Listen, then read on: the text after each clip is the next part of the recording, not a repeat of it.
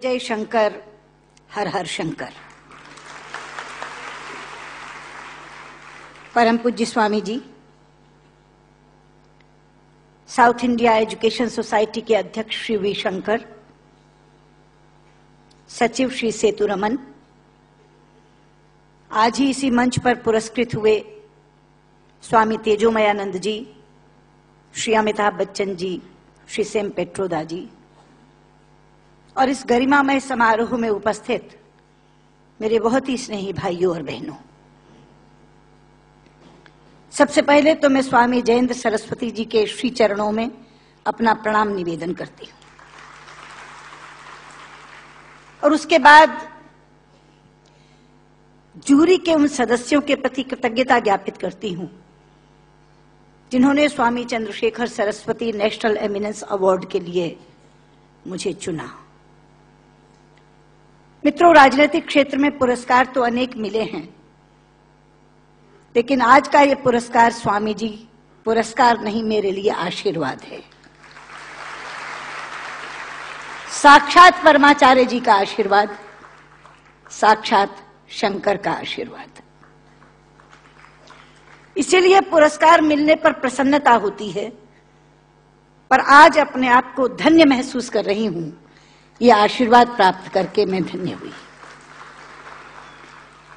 लेकिन इस पुरस्कार के साथ, आशीर्वाद के साथ बहुत महती जिम्मेदारी भी चली आई है, क्योंकि जब साइटेशन पढ़ी जा रही थी तो जिन गुणों का वाचन किया जा रहा था, ये जिम्मेदारी है कि जीवन भर उन गुणों पर खरी उतरूं और उसमें से एक भी चीज ऐसी न लगे कि जो कही गई थी लेकिन असत्य निकली। साइटेशन का वाचन संस्कृत में हुआ। शंकर जी, संस्कृत के प्रति आपकी निष्ठा और अनुराग देखकर मेरा मन बहुत प्रफुल्लित हुआ है, क्योंकि शायद कम लोगों को यहां यह मालूम हो कि संस्कृत विश्व की सबसे वैज्ञानिक भाषा है। सेम पेट्रोदा यहां बैठे हैं, वो साक्षी होंगे इस बात के कि जब दुनिया में टॉकिंग कंप्यूटर बनाने की बात चली तो प्रश्न उठा कि कौन सी भाषा उसके लिए चुनी जाए, क्योंकि कंप्यूटर का अपना कोई विवेक नहीं होता। जो आप बोलते हैं वही वो लिखता है और जो लिखा जाता दिया जाता है उसी को वो पढ़ता है। इसलिए भाषा व्याकरण की दृष्टि से भी वैज्ञानिक होनी चाहिए और ध्वनि की दृष्टि से भी। जो बोला जाए वही वो पढ़े।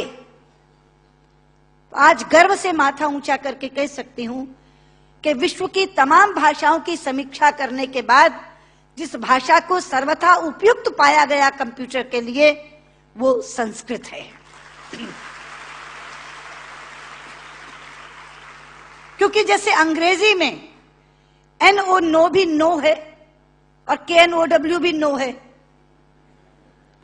अब अगर आप कंप्यूटर को बोलें आई नो दिस, तो लिखेगा INO नो दिस, कोई अर्थ ही नहीं निकलेगा उसका।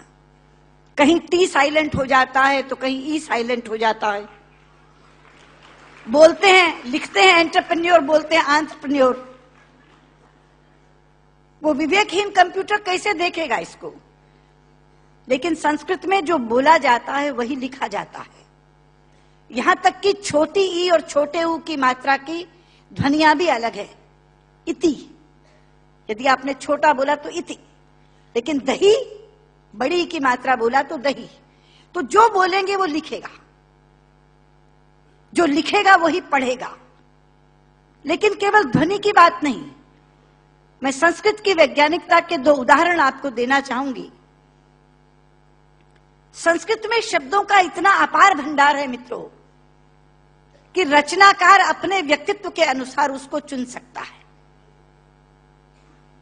एक प्रसंग है रामायण का कि जिस समय भगवान श्री राम लंकेश पर विजय प्राप्त करने के लिए लंका जाते हैं तो भगवान शंकर की आराधना करते हैं। वो स्तुति जिसमें करते हैं वो रामचरितमानस में रुद्राष्टकम के नाम से समाविष्ट किया गया है।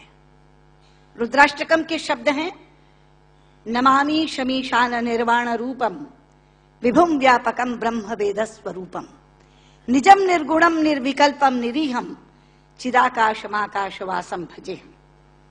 लेकिन उसी समय श्री राम पर विजय प्राप्त करने के लिए रावण ने भी आराधना की थी, स्तुति की थी, और उसने अपना स्तोत्र स्वयं रचा था जो शिव तांडव स्तोत्र के नाम से प्रसिद्ध है। शब्द हैं, डमट डमट डमट डमन निनाद वट डमर वयम चकार चंड तांडवम तनो तुरे शिव शिवम धगत धगत धगत जवल ललाट पट्ट पावके किशोर चंद्रशेखरे रति प्रतिक्षाम ममा धराधरेन्द्र नंदिनी विलास बंधु बंधुरा स्फुर दिगंत संतति प्रमोद मान मानसे। यहां बैठे किसी एक 5 वर्ष के बालक के सामने यदि मैं केवल ये 2 श्लोक रख दूं और ये कहूं कि बच्चा ये बताओ इसमें से कौन सा रावण ने रचा होगा और कौन सा राम ने पढ़ा होगा, तो बिना कुछ जाने वो कहेगा कि डमट डमट डमट डमन ये रावण का श्लोक होगा, क्योंकि शब्द उसके व्यक्तित्व से मेल खाते हैं। और नमामि शमीशान निर्वाण रूपम राम ने कहा होगा। यह है संस्कृत की वैज्ञानिकता। एक और उदाहरण देती हूं, आप हैरान हो जाएंगे। संस्कृत के एक रचनाकार हैं दंडी,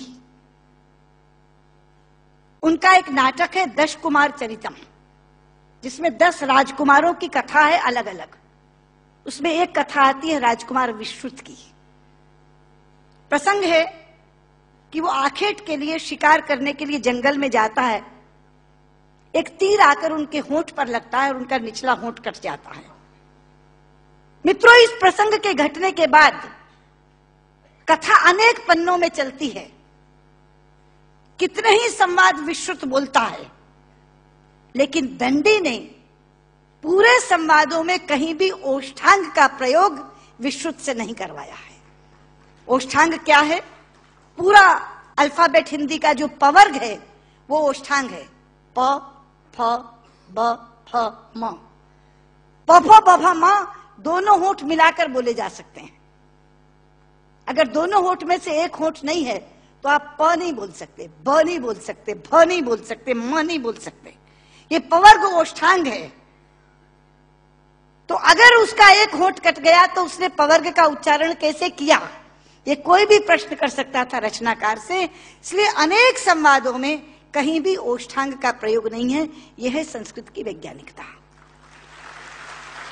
लेकिन लोग आजकल कहते हैं कि संस्कृत तो बोलचाल की भाषा नहीं बन सकती, संस्कृत कभी जनभाषा नहीं रही। शायद इससे बड़ी अज्ञानता की बात कोई दूसरी नहीं हो सकती। संस्कृत जनभाषा रही है। छोटे लोग, अनपढ़ लोग,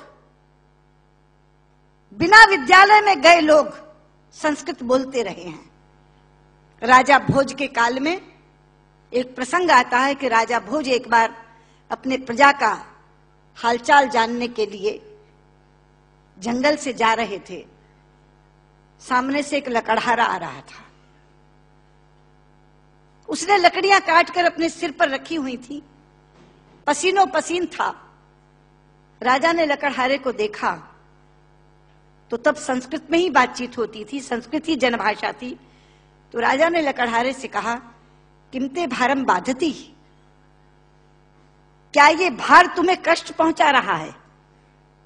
लेकिन बाध शब्द जो है मित्रों, वो धातु है जो परस्मैपदी नहीं चलती, आत्मनेपदी चलती है। संस्कृत में 2 तरह की धातुएं हैं। परस्मैपदी चलती है बाधती बाधता बाधंती, और आत्मनेपदी चलती है बाधते बाधेते बाधनते। बाध शब्द जो है वो आत्मनेपदी में है। तो लकड़हारा जवाब क्या देता है? भारम न बाधती राजन यथा बाधती बाधते।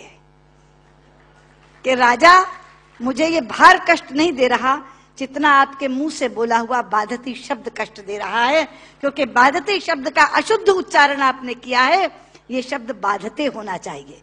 भारम न बाधती राजन यथा बाधती बाधते।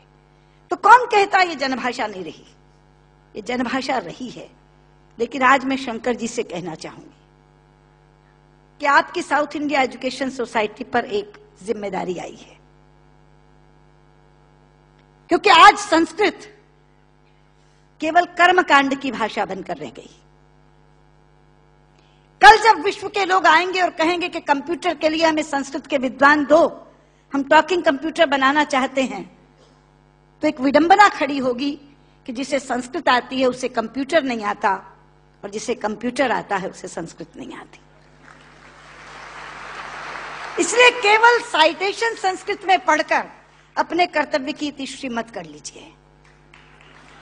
साउथ इंडिया एजुकेशन सोसाइटी का ये फर्ज बनता है, ये कर्तव्य बनता है कि वो ऐसे लोग पैदा करे जो संस्कृत और कंप्यूटर दोनों के परम विद्वान बने, और उस समय जब हमारे सामने ये बोध आकर के खड़ा हो, ये विषय आकर के खड़ा हो कि टॉकिंग कंप्यूटर के लिए संस्कृत के विद्वान चाहिए, तो साउथ इंडिया एजुकेशन सोसाइटी कहे ये लीजिए, हम देते हैं जो संस्कृत के भी ज्ञाता हैं और कंप्यूटर के भी ज्ञाता हैं।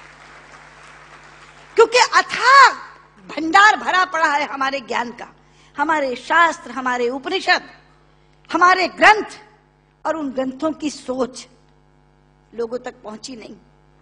आज अभी शंकर जी अपने प्रारंभिक वक्तव्य में कह रहे थे, उदार चरिता नाम वसुधैव कुटुंबकम। ये संस्कृत जानने वाले की सोच है। संस्कृत बोलने वाला पूरी पृथ्वी को परिवार मानता है, वसुधैव कुटुंबकम। संस्कृत बोलने वाला पृथ्वी को परिवार मानता है, और अंग्रेजी बोलने वाला विश्व को बाजार मानता है। और यह सोच का अंतर है, क्योंकि परिवार में प्यार होता है मित्रों, बाजार में व्यापार होता है, केवल व्यापार, शुद्ध व्यापार। लेकिन ये कौन बताएगा लोगों को कि भारतीय संस्कृति में पूरी पृथ्वी को, पूरी वसुधा को कुटुंब मानने की भावना है। सर्वे भवन्तु सुखिना, हम तो सर्व की बात करते हैं, सर्वे सन्तु निरामया, सर्वे भद्राणि पश्यन्तु मा कश्चित् दुर्भाग् भवेत्। सर्व के कल्याण की कामना किसने की है? लोग अपनी अपनी बात करते हैं, लेकिन यह है वो भारतीय संस्कृति जो सर्व के कल्याण की कामना करती है।